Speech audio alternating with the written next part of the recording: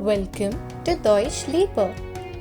Today we would be understanding the fruits and their pronunciations in German language. So let's begin. The first fruit is die Pflaume, the plum. Now the plural form die Pflaumen, the plums.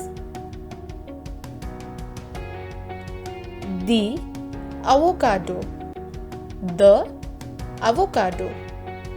Now the plural form the avoca, the avocados. The papaya, the papaya.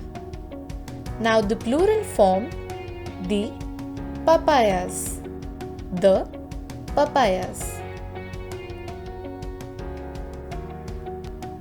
The ERDBEERE, the strawberry. The plural form the ERDBEEREN, the strawberries.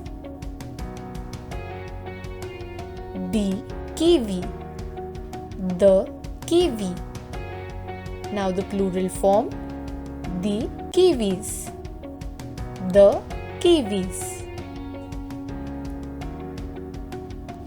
Der mango, the mango. Now the plural form the mangoes, the mangoes. This was part 2 of fruits.